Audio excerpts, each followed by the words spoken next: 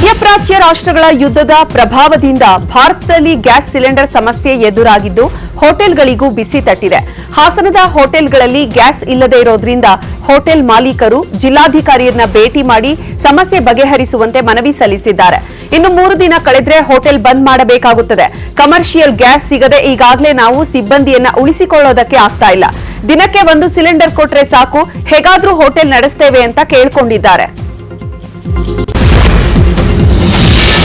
ಅಡುಗೆ ಅನಿಲ ಸಿಲಿಂಡರ್ ಜೊತೆಗೆ ಕಮರ್ಷಿಯಲ್ ಸಿಲಿಂಡರ್ ಪೂರೈಕೆಯಲ್ಲಿ ವ್ಯತ್ಯಯ ಹಿನ್ನೆಲೆಯಲ್ಲಿ ಕೋಲಾರದಲ್ಲಿ ಸೌದೆ ಬೆಲೆಯೂ ಕೂಡ ಏರಿಕೆಯಾಗಿದೆ. ಕೋಲಾರದ ಬಹುತೇಕ ಹೋಟೆಲ್ಗಳಲ್ಲಿ ಸೌದೆ ಓಲೆ ಬಳಸುವಂತದ್ದು ಹೆಚ್ಚಾಗಿದೆ. ಹೀಗಾಗಿ 1 ಟನ್ ಸೌದೆಗೆ 500 ರೂಪಾಯಿ ಇದ್ದಂತ ಬೆಲೆ 800 ರಿಂದ 900 ರೂಪಾಯಿಗೆ ಏರಿಕೆಯಾಗಿದೆ. ಸಿಲಿಂಡರ್ ಗ್ಯಾಸ್ ಅಭಾವ ಹಿನ್ನೆಲೆಯಲ್ಲಿ ಸೌದೆಗೆ ಡಿಮ್ಯಾಂಡ್ ಹೆಚ್ಚಾಗಿದೆ. ಆದರೆ ಆಂಧ್ರ ತಮಿಳುನಾಡು ಭಾಗದಿಂದ ಬರ್ತಾ ಇದ್ದಂತಹ ಸೌದೆ ಲೋಡ್ ಪ್ರಮಾಣದಲ್ಲಿ ಇಳಿಕೆಯಾಗಿದೆ ಅಂತ ಸೌದೆ ಮಾರಾಟಗಾರರು ಹೇಳ್ತಾ ಇದ್ದಾರೆ. ಸೌದೆ ಬೆಲೆಯಲ್ಲಿ ಮತ್ತಷ್ಟು ಏರಿಕೆ ಆಗುವಂತ ಸಾಧ್ಯತೆ ಇದೆ ಅಂತ ತಿಳಿದು ಬಂದಿದೆ.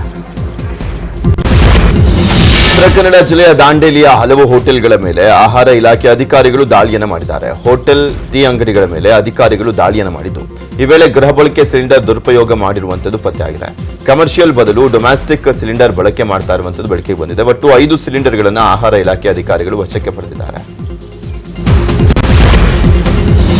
ಯುದ್ಧದ ಆತಂಕದಲ್ಲಿ ಮುಳುಗಿರುವ ರಾಷ್ಟ್ರಗಳಲ್ಲಿ ಶಾಂತಿ ನೆಲೆಸಲಿ ಅಂತ ಉಡುಪಿಯ ಪುತ್ತಿಗೆ ಮಠದ ಸುಗುಣೇಂದ್ರ ತೀರ್ಥ ಸ್ವಾಮೀಜಿಗಳು ಸಂದೇಶವನ್ನ ನೀಡಿದ್ದಾರೆ. ಜಗತ್ತಿನಲ್ಲಿ ಶಾಂತಿ ನೆಲೆಸಲಿ, ಅನಿಷ್ಟಗಳು ದೂರವಾಗಲಿ ಎನ್ನುವ ಮೂಲಕ ಹಬ್ಬಕ್ಕೆ ಶುಭ ಕೋರಿದ್ದಾರೆ. ಮತ್ತೊಂದು ಯುಗಾದಿ ಬಂದಿದೆ. ಈ ಬಾರಿ ಪರಾಭವ ಸಂವತ್ಸರ, ಹಂಗಂತ ಗಾಬರಿಯಾಗಬೇಕಿಲ್ಲ. ಈ ಬಾರಿ ಶತ್ರುಗಳ ಪರಾಭವ ಅಂತ ಪುತ್ತಿಗೆ ಸುಗುಣೇಂದ್ರ ಶ್ರೀಗಳು ಶುಭಾಶಯ ಕೋರಿದ್ದಾರೆ.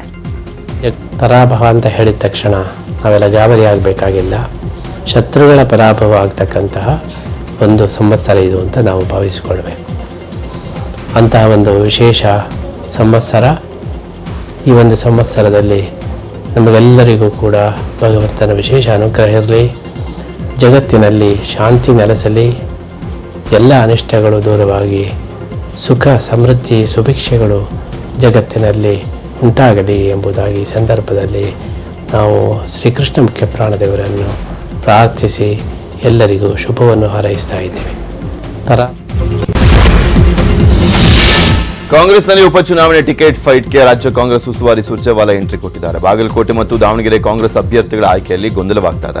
ಹೀಗಾಗಿ ಇವತ್ತು ಬೆಂಗಳೂರಿಗೆ ರಾಜ್ಯ ಉಸ್ತುವಾರಿ ರಣದೀಪ್ ಸಿಂಗ್ ಸುರ್ಜೇವಾಲಾ ಆಗಮಿಸಲಿದ್ದಾರೆ. ಖಾಸಗಿ ಹೋಟೆಲ್ನಲ್ಲಿ ದಾವಣಗೆರೆ ದಕ್ಷಿಣ ಕ್ಷೇತ್ರದ ಸಂಬಂಧ ಸಭೆಯನ್ನು ಮಾಡಲಿದ್ದಾರೆ. ಸಭೆಯಲ್ಲಿ CM Siddaramaiah, DCM DK Shivakumar ಹಾಗೂ ಸಚಿವ ಎಸ್ ಮಲ್ಲಿಕಾರ್ಜುನ ಹಾಗೂ ಪ್ರಭಾ ಮಲ್ಲಿಕಾರ್ಜುನ್ ಸಭೆಯಲ್ಲಿ ಭಾಗಿಯಾಗಲಿದ್ದಾರೆ. ಬಳಿಕ ಕೆಪಿಸಿಸಿಯಲ್ಲಿ 2 ಕ್ಷೇತ್ರದ ಮುಖಂಡರ ಜೊತೆ ಸಭೆಯನ್ನು ಮಾಡಲಿದ್ದಾರೆ. ಕೆಪಿಸಿಸಿ ಸರ್ವೆ ಮೇಲೆ ಉಪಚುನಾವಣೆ ಅಭ್ಯರ್ಥಿ ಆಯ್ಕೆ ನಿಂತಿದೆ. ಈಗಾಗಲೇ 2 ಕ್ಷೇತ್ರದಲ್ಲಿ ಕೆಪಿಸಿಸಿ ರಿಸರ್ಚ್ ಟೀಮ್ ಚುನಾವಣೆ ಸರ್ವೆ ಮಾಡಿದೆ. ಸರ್ವೆ ರಿಪೋರ್ಟ್ ರೆಡಿಯಾಗಿ ಕೆಪಿಸಿಸಿ ಅಧ್ಯಕ್ಷರ ಕೈ ಸೇರಿದೆ. ಇಂದು ಸುರ್ಜೇವಾಲಾಗೆ ಕೆಪಿಸಿಸಿ ಅಧ್ಯಕ್ಷ ಡಿಕೆ ಶಿವಕುಮಾರ್ ಸರ್ವೆ ರಿಪೋರ್ಟ್ ನೀಡಲಿದ್ದಾರೆ. ಸರ್ವೆ ರಿಪೋರ್ಟ್ ಆಧಾರದ ಮೇಲೆ ಸಭೆಯಲ್ಲಿ ಸುರ್ಜೇವಾಲಾ ಚರ್ಚೆ ನಡೆಸಲಿದ್ದಾರೆ. ಸಿಎಂ, ಡಿಸಿಎಂ, ಸಚಿವರು, ಮುಖಂಡರ ಜೊತೆ ಸುರ್ಜೇವಾಲಾ ಸಭೆ ನಡೆಸಲಿದ್ದಾರೆ. ದಾವಣಗೆರೆ ದಕ್ಷಿಣ ಉಪಚುನಾವಣೆ ಕ್ಷೇತ್ರದ ಕಾಂಗ್ರೆಸ್ ಟಿಕೆಟ್ ಹಂಚಿಕೆಗೆ ಕಗ್ಗಂಟಾಗ್ತಾ ಇದೆ. ಈಗಾಗಲೇ ಸಚಿವ ಎಸ್ ಮಲ್ಲಿಕಾರ್ಜುನ್ ಪುತ್ರ ಸಮರ್ಥ್ಗೆ ಟಿಕೆಟ್ ನೀಡುವಂತೆ ಒತ್ತಾಯ ಕೇಳಿಬಂದಿದ್ದು ಅಲ್ಪಸಂಖ್ಯಾತರಿಗೆ ಟಿಕೆಟ್ ನೀಡಬೇಕು ಅಂತ ಆಗ್ರಹವೂ ಕೂಡ ಇದೆ. ಈ ಬಗ್ಗೆ ದಾವಣಗೆರೆಯಲ್ಲಿ ಉಸ್ತುವಾರಿ ಸಚಿವ ಎಸ್ ಮಲ್ಲಿಕಾರ್ಜುನ್ ಮಾತನಾಡಿದ್ದು, ಬೆಂಗಳೂರಿನಲ್ಲಿ ಉಸ್ತುವಾರಿ ಮೀಟಿಂಗ್ ಇದೆ, ಶನಿವಾರ ಟಿಕೆಟ್ ಅನೌನ್ಸ್ ಆಗುವಂತ ನಿರೀಕ್ಷೆ ಇದೆ. ನಿಮ್ಮ ಯಾವುದೇ ನಿರ್ಣಯಕ್ಕೆ ನಾನು ಬದ್ಧ ಅಂತ ಹೇಳಿದ್ದೇನೆ ಅಂತ ಹೇಳಿದರು. ಒಳ್ಳೆ ಸ್ನೇಹ ಭಾವದಿಂದ ಚುನಾವಣೆ ಮಾಡಿ ಯಾವ ಗೆಲುವು ಸೋಲು ಅನ್ನೋದು ಸೆಕೆಂಡ್ರಿ. ಒಳ್ಳೆ ದಾವಣಗೆರೆ ಜನತೆಗೆ ಒಳ್ಳೆ ಒಂದು ಅಭಿವೃದ್ಧಿ ಕಾರ್ಯಗಳ ಜೊತೆಗೆ ಒಳ್ಳೆ ಸ್ನೇಹ, ಪ್ರೇಮ, ವಿಶ್ವಾಸದಿಂದ, ಪ್ರೀತಿ ವಿಶ್ವಾಸದಿಂದ ಇದ್ದು ನಮ್ಮ ಯಾರ ಅಭ್ಯರ್ಥಿ ಆದ್ರೂ ನಮ್ಮ ಅಭ್ಯರ್ಥಿನ ಗೆಲ್ಲಿಸುವಂಥ ಪ್ರಯತ್ನವನ್ನು ಮಾಡ್ತೀವಿ. ನಾವೇ ಅಟೆಂಡ್ ಮಾಡ್ತೀವಿ ಅಂದರು. ಆಯ್ತು ಮಾಡ್ರಪ್ಪ, ನೀವೇ ಮಾಡಿರಿ ಅಂದೆ. ಯಾಕಂದರೆ ಅಭ್ಯರ್ಥಿ ಪರವಾಗಿ ಹೇಳ್ಬೇಕು ಮಾಡಬೇಕು ಅನ್ನೋದು ಬೇಡ. ನೀವು ಏನು ಡಿಸಿಷನ್ ತಗೊಂಡ್ರು ನಮಗೆ ಸ್ವಾಗತ ಐತಿ ಅಂತ ಹೇಳಿ ಒಳ್ಳೆ. ಇನ್ನು ಶಾಮನೂರು ಮೊಮ್ಮಗ ಸಮರ್ಥ್ಗೆ ಟಿಕೆಟ್ ಸಿಗುವಂತೆ ಶಾಮನೂರು ಕುಟುಂಬದ ಅಭಿಮಾನಿ ಮಂತ್ರಾಲಯಕ್ಕೆ ತೆರಳಿ ಪೂಜೆಯನ್ನು ಸಲ್ಲಿಸಿದ್ದಾರೆ. ಡೋಲಿ ಚಂದ್ರು ಎಂಬುವರು ಮಂತ್ರಾಲಯದ ಸುಬುಧೇಂದ್ರ ತೀರ್ಥ ಶ್ರೀಗಳನ್ನು ಭೇಟಿಯಾಗಿ ಪ್ರಾರ್ಥನೆ ಮಾಡಿದ್ದಾರೆ.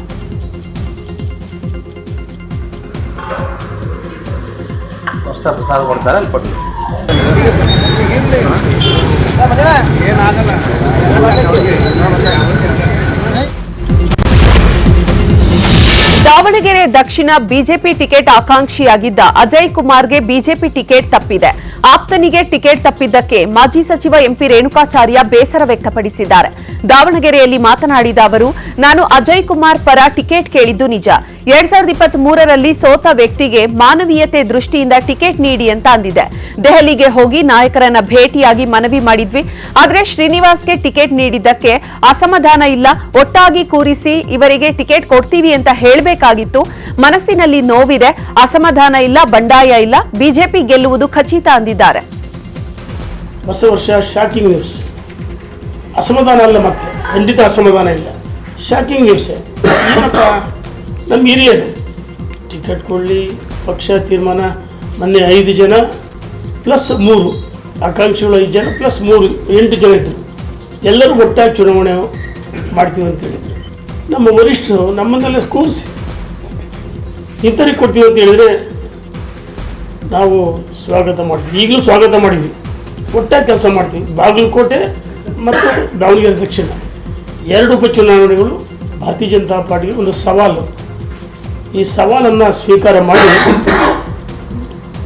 ಪ್ರಜ್ಞಾವಂತ ಮತದಾರರು 100% ದಾವಣಗೆರೆ ದಕ್ಷಿಣ ಬಾಗಲಕೋಟೆಯಲ್ಲಿ ನಮ್ಮ ಅಭ್ಯರ್ಥಿಗಳು ಗೆಲ್ಲಿಸ್ತಾರಂಥ ವಿಶ್ವಾಸ ನಮಗಿದೆ. ಹೊಸ ವರ್ಷ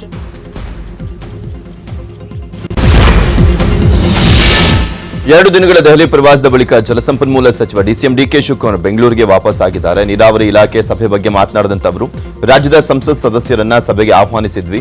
ಜನತಾದಳದವರನ್ನ ಬಿಟ್ಟು 24 ಜನರು ಬಂದಿದ್ರು. ರಾಜ್ಯದ ನೀರಾವರಿ ಯೋಜನೆ ಪ್ರಸ್ತಾಪ ಮಾಡಿದಾಗ ಎಲ್ಲರೂ ಅಭಿಪ್ರಾಯ ತಿಳಿಸಿದ್ದಾರೆ. ಸೋಮಣ್ಣ, ಪ್ರಹ್ಲಾದ್ ಜೋಶಿ ಕರೆಯನ್ನು ಮಾಡಿ ಸರ್ವಪಕ್ಷ ನಿಯೋಗ ಹೋಗೋಣ ಅಂತ ಹೇಳಿದ್ದಾರೆ ಅಂತ ಹೇಳಿದ್ರು. ನಮ್ಮ ರಾಜ್ಯದ ಎಲ್ಲ ಗೌರವಾನ್ವಿತ ಸಂಸತ್ ಸದಸ್ಯರನ್ನ ಆಹ್ವಾನ ಮಾಡಿದ್ದು.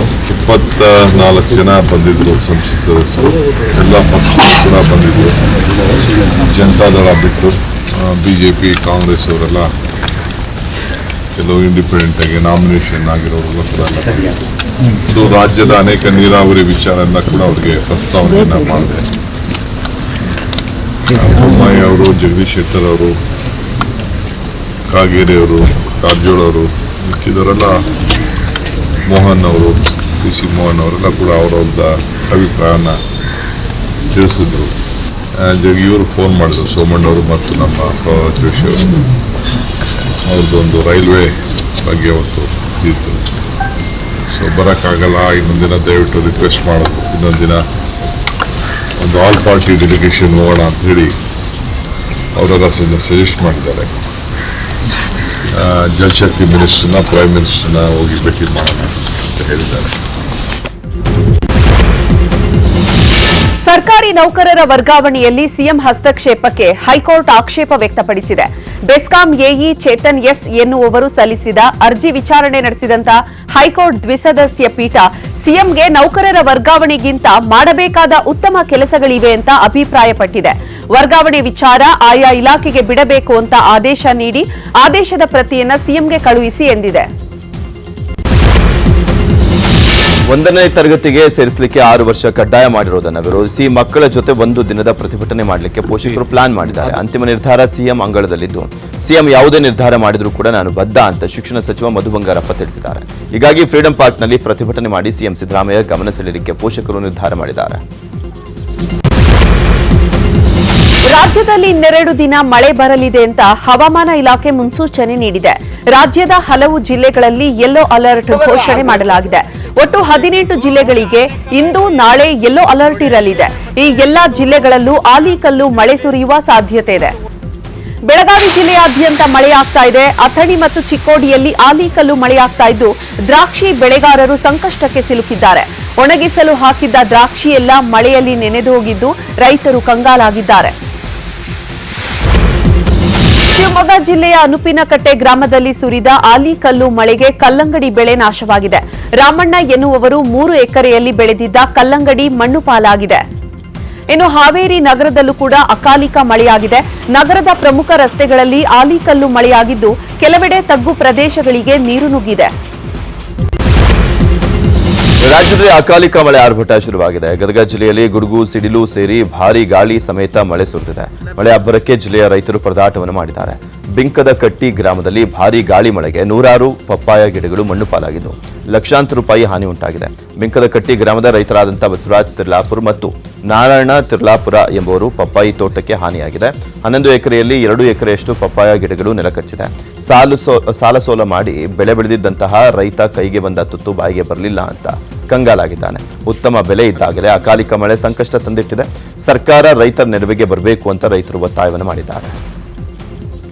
11 ಎಕರೆ ಹಾಕಿದ್ದೀವಿ. 11 ಎಕರೆದಲ್ಲಿ ಈ ಥರ ಆಗಿದೆ. ಒಂದು 2-3 ಎಕರೆದಷ್ಟು ಲಕ್ಷಣ ಆಗಿದೆ. ಸುಮಾರು ಒಂದೊಂದು ಗಿಡದಲ್ಲಿ ಹೆಚ್ಚು ಕಡಿಮೆ 1 ಕ್ವಿಂಟಲ್ ಮೇಲೆ ಬರ್ತಿತ್ತು ಕಾಯಿ. ಅಂಥ ಗಿಡ ಇರೋದೆಲ್ಲ ತಳಗಡೆ ಬಿದ್ದುಬಿಟ್ಟಿದೆ. ಇಲ್ಲ ಭಾಳ ಬೇಜಾರಾತ್ರಿ. ನಾವು ಒಂದು 1.5 ವರ್ಷ 2 ವರ್ಷದಿಂದ ಸುಮಾರು ಭಾಳ ಖರ್ಚು ಮಾಡಿದ್ದೀವಿ. ಒಂದು 50-60 ಲಕ್ಷ ರೂಪಾಯಿ ಖರ್ಚು ಮಾಡಿದ್ದೀವಿ. ಗೊಬ್ಬರ ಎಲ್ಲ ಹಾಕಿದ್ದೀವಿ. ಇಷ್ಟೆಲ್ಲ ಖರ್ಚು ಮಾಡಿ ಹಿಂಗಾಗಿದ್ದಕ್ಕೆ ಸ್ವಲ್ಪ ಭಾಳ ಬೇಜಾರು ಅನ್ನಿಸ್ತದೆ. ಈಗ ಇಲ್ಲೇ ನಮ್ಮದು ಗದಗ ಇದೇನು ನಮ್ಮದು ಗದಗ ಬಿಂಕದ ಕಟ್ಟಿ ಉಳ್ಕೊಟ್ಟು ಇಲ್ಲೆಲ್ಲ ನಮ್ಮದು ಒಣ ಬೇಸಾಯನ ಭಾಳ ರೀ. ನಾವು ಇದಕ್ಕೆ ಒಂದು 2-3 ಬೋರ್ ಹಾಕಿ ಸುಮಾರು ಖರ್ಚು ಮಾಡಿ ಎಲ್ಲ ಫುಲ್ ಫೆನ್ಸಿಂಗ್ ಮಾಡಿಸಿ ಯಾರು ಬರಬಾರ್ದು ಪ್ರಾಣಿಗಳು ಅಂತೇಳಿ ಎಲ್ಲ ಮಾಡ್ಕೊಂಡು ಹಿಂಗೆ ಮಾಡಿದ್ದೀವಿ. ಸುಮಾರು ಭಾಳ ಒಂದು 50-60 ಲಕ್ಷ ರೂಪಾಯಿ ಮ್ಯಾಗ ಖರ್ಚು ಮಾಡಿದ್ದೆವು. ಇದು ಮಾಡಿದ್ದು ನಮ್ಗೆ ಏನು ಬರಲ್ಲ. ಈಗ ನಮ್ಗೆ ಫಲ ಬರುವಂಥ ಟೈಮ್ದಾಗ ಹಿಂಗಾಯಿತು. ಅದು ಒಂದು ಸ್ವಲ್ಪ ಭಾಳ ಇದಾಗಿದೆ. ಬೇಸಿಗೆಯಲ್ಲಿ ಈಗ ರೇಟ್ ಇರೋದೇ ಈಗ ದಿನ ನಮ್ದು ಕೆಜಿಗೆ 15 ರೂಪಾಯಿ ಅಂತ 18 ರೂಪಾಯಿ ಕೆಜಿ ಇಲ್ಲೇ ಬಂದು ತೊಗೊಂಡು ಹೋಗ್ತಿದ್ರು. ಅಂಥದ್ದೆಲ್ಲ ಲಕ್ಷಣ ಆಯಿತು. ಸರ್ಕಾರಕ್ಕೆ ಏನು ಹೇಳೋದು, ಏನು ಮಾಡ್ತಾರೆ, ಪರಿಹಾರ ಕೊಡೋದಿದ್ರೆ ಕೊಡ್ರಿ, ಏನು ಮಾಡಲಿ ಅಂತ. ಬೆಳಗಾವಿಯಲ್ಲಿ ಅಕಾಲಿಕ ಮಳೆ ಆರ್ಭಟಕ್ಕೆ ಸಾಲು ಸಾಲು ಅವಾಂತರಗಳೇ ಸೃಷ್ಟಿಯಾಗಿದೆ. ಕಟಾವಿಗೆ ಬಂದಿದ್ದ ಹೂಕೋಸು, ಪಾಲಕ್, ಬದನೆಕಾಯಿ ಬೆಳೆ ಸಂಪೂರ್ಣ ಹಾನಿಯಾಗಿದ್ದು ಜಿಲ್ಲೆಯ ರೈತರು ಕಂಗಾಲಾಗಿದ್ದಾರೆ. ಆಲಿಕಲ್ಲು ಮಳೆಗೆ ತರಕಾರಿ ಬೆಳೆಗಳು ಹಾನಿಯಾಗಿದ್ದು ಲಕ್ಷಾಂತರ ರೂಪಾಯಿ ನಷ್ಟ ಅನುಭವಿಸಿದ್ದಾರೆ. ಇನ್ನು ರೈತ ಮಹೇಶ್ ಮೋಹನ್ ಬಡಮಂಜಿ ಎನ್ನುವರು ಸಾಲ ಮಾಡಿ ಬೆಳೆದಿದ್ದ ಬೆಳೆ ಮಣ್ಣು ಪಾಲಾಗಿದೆ ಅಂತ ಕಣ್ಣೀರಿಟ್ಟಿದ್ದಾರೆ. ಅಕಾಲಿಕ ಮಳೆಯಿಂದ ಹಾನಿಯಾದ ಬೆಳೆಗೆ ಸರ್ಕಾರ ತಕ್ಷಣವೇ ಪರಿಹಾರ ಬಿಡುಗಡೆ ಮಾಡಬೇಕು ಅಂತ ರೈತರು ಆಗ್ರಹಿಸಿದ್ದಾರೆ. ಉತ್ತರ ಕನ್ನಡದಲ್ಲಿ ಅಕ್ರಮ ಗಾಂಜಾ ಮಾರಾಟಗಾರನ ಬಂಧನ ಆಗಿದೆ. ಶಿರಸಿ ಹುಬ್ಳಿ ಹೆದ್ದಾರಿಯಲ್ಲಿ ಪೊಲೀಸ್ ಕಾರ್ಯಾಚರಣೆ ನಡೆಸಿ ಆರೋಪಿಯನ್ನ ವಶಕ್ಕೆ ಪಡೆದಿದ್ದಾರೆ. ಇಂದೋರ್ ಮೂಲದ ಅಕ್ಷರ ಮೌಲಾ ಸಾಬ್ ಸೈಯದ್ ಅಲಿಯನ್ನ ಪೊಲೀಸರು ಅರೆಸ್ಟ್ ಮಾಡಿದ್ದಾರೆ. ಮುಂಡಗೋಡದ ಕೆಎಸ್ಆರ್ಟಿಸಿ ಬಸ್ ಡಿಪೋ ಬಳಿ ಆರೋಪಿಯನ್ನ ಬಂಧಿಸಿದ ಪೊಲೀಸರು 184 ಗ್ರಾಂ ಗಾಂಜಾ ವಶಪಡಿಸಿಕೊಂಡಿದ್ದಾರೆ. ಚಾಮರಾಜನಗರ ಜಿಲ್ಲೆ ಮಲೆಮಹದೇಶ್ವರ ಬೆಟ್ಟದಲ್ಲಿ ಯುಗಾದಿ ರಥೋತ್ಸವ ವಿಜೃಂಭಣೆಯಿಂದ ನಡೆಯಿತು. ಸಾಲೂರು ಶ್ರೀಗಳು ರಥೋತ್ಸವಕ್ಕೆ ಚಾಲನೆಯನ್ನು ಕೊಟ್ಟಿದ್ದು ಸಹಸ್ರಾರು ಭಕ್ತರು ಮಾದಪ್ಪನ ತೇರನ್ನು ಎಳೆದು ಜೈಕಾರವನ್ನು ಮೊಳಗಿಸಿದರು. ಯುಗಾದಿ ಹಬ್ಬದ ಪ್ರಯುಕ್ತ ಚಿಂತಾಮಣಿ ತಾಲೂಕಿನ ಪುರಾತನ ದೇವಸ್ಥಾನ ಅಲಂಬಗರಿ ದೇವಸ್ಥಾನದಲ್ಲಿ ಪಂಚಾಂಗ ಪೂಜೆ ಮಾಡಲಾಯಿತು. ದೇವಸ್ಥಾನದಲ್ಲಿ ವಿಶೇಷ ಪೂಜಾ ಕೈಂಕರ್ಯಗಳು ನಡೆದವು. ಗ್ರಾಮದ ಪ್ರಮುಖ ಬೀದಿಗಳಲ್ಲಿ ವಿಶೇಷ ಮೆರವಣಿಗೆ ಮಾಡಲಾಯಿತು. ದೇವಸ್ಥಾನಕ್ಕೆ ಬಂದ ಭಕ್ತಾದಿಗಳಿಗೆ ಪ್ರಸಾದ ಹಂಚಿ ಹಬ್ಬ ಆಚರಿಸಲಾಯಿತು. ಉತ್ತರ ಕನ್ನಡ ಜಿಲ್ಲೆಯ ಬಡಗೇರಿಯಲ್ಲಿ ಯುಗಾದಿ ಹಬ್ಬವನ್ನು ಸಂಭ್ರಮದಿಂದ ಆಚರಿಸಲಾಗಿದೆ. ಅಂಕೋಲಾ ಬಡಗೇರಿಯಲ್ಲಿ ಹಾಲಕ್ಕಿ ಒಕ್ಕಲಿಗರ ಸ್ತಬ್ಧ ಚಿತ್ರ ಪ್ರದರ್ಶನ ಮಾಡಲಾಯಿತು. ಸಾಂಪ್ರದಾಯಿಕ ಸ್ತಬ್ಧ ಚಿತ್ರ ಹಬ್ಬದ ಮೆರುಗನ್ನ ಹೆಚ್ಚಿಸಿತು. ಈ ಜಾನಪದ ವೈಭವವನ್ನು ಕಣ್ತುಂಬಿಕೊಳ್ಳಿಕ್ಕೆ ಸಾವಿರಾರು ಜನ ಸೇರಿಕೊಂಡಿದ್ದರು. ಎಲ್ಲೆಡೆ ಯುಗಾದಿ ಹಬ್ಬದ ಸಂಭ್ರಮ ಕಳೆಗಟ್ಟಿದೆ. ಇಂದು ಹೊಸತೊಡಕು ಹಿನ್ನೆಲೆಯಲ್ಲಿ ಮಾಂಸಾಹಾರ ಅಂಗಡಿಗಳ ಬಳಿ ಬೆಳ್ಳಂ ಬೆಳಿಗ್ಗೆಯೇ ಜನರು ಸಾಲುಗಟ್ಟಿ ನಿಂತಿದ್ದಾರೆ. ಬೆಂಗಳೂರಿನ ಬ್ಯಾಟರಾಯನಪುರ ಪಾಪಣ್ಣ ಮಟನ್ ಸ್ಟಾಲ್ ಮುಂದೆ ಜನ ಸಾಲುಗಟ್ಟಿ ನಿಂತಿದ್ದಾರೆ. ಹೊಸತೊಡಕು ಪ್ರಯುಕ್ತ ಬೆಳಿಗ್ಗೆ 4 ಗಂಟೆಯಿಂದಲೇ ಪಾಪಣ್ಣ ಮಟನ್ ಸ್ಟಾಲ್ ಓಪನ್ ಆಗಿದೆ. ಜನಜಂಗುಳಿ ಇರುವ ಕಾರಣ 4-5 ಕೌಂಟರ್ಗಳನ್ನು ಮಾಡಿಕೊಂಡು ಮಟನ್ ಹಂಚಿಕೆ ಮಾಡಲಾಗ್ತಾ ಇದೆ. 1 ಕೆಜಿ ಮಟನ್ 900 ರೂಪಾಯಿ ಇದ್ದು ಕೆಜಿಗಟ್ಟಲೆ ಮಟನ್ ಖರೀದಿಗೆ ಜನರು ಮುಗಿಬಿದ್ದಿದ್ದಾರೆ. ಹಬ್ಬವಿದ್ರೂ ಪ್ರತಿನಿತ್ಯ ಕೊಡುವಂತಹ ದರಕ್ಕೆ ಮಟನ್ ಮಾರಾಟ ಮಾಡ್ತಿದ್ದಾರೆ. ಹಿನ್ನೆಲೆಯಲ್ಲಿ ಮಟನ್ಗಾಗಿ ಜನ ಕ್ಯೂ ನಿಂತಿರುವಂಥದ್ದು. ಸದ್ಯ ನಾವೀಗ ಬ್ಯಾಟರಾಯನಪುರದ ಪಾಪಣ್ಣ ಮಟನ್ ಸ್ಟಾಲ್ ಮುಂಭಾಗದಲ್ಲಿ ಇದ್ದೇವೆ. ಈಗ ಬೆಳಿಗ್ಗೆ 4 ಗಂಟೆಯಿಂದಲೇ ಜನ ಕ್ಯೂವನ್ನು ನಿಂತಿರುವಂಥದ್ದು. ಸದ್ಯ ನಾವೀಗ ಮಟನ್ ಸ್ಟಾಲ್ ಮುಂಭಾಗದಲ್ಲೇ ಇರುವಂಥದ್ದು ನೋಡ್ಬೋದು.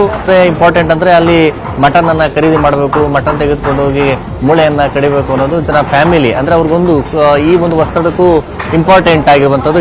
ಈ ಒಂದು ವಸ್ತುಕ್ಕಾಗಿ ಹಿನ್ನೆಲೆಯಲ್ಲಿ ಬೆಳಿಗ್ಗೆ ಕ್ಯೂ ಜನ ಬಂದು ಮಟನ್ ಖರೀದಿಯನ್ನ ಮಾಡ್ತಾ ಇದ್ದಾರೆ. ಅಂದರೆ ಈ ಒಂದು ಮಟನ್ 1 ಕೆಜಿಗೆ ಸುಮಾರು 900 ರೂಪಾಯಿ ಇರುವಂಥದ್ದು. ಆದರೆ 900 ರೂಪಾಯಿ ಅಂದರೆ ಪ್ರತಿನಿತ್ಯ ಏನೊಂದು ಮಾರಾಟವನ್ನ ಮಾಡ್ತಾರೆ.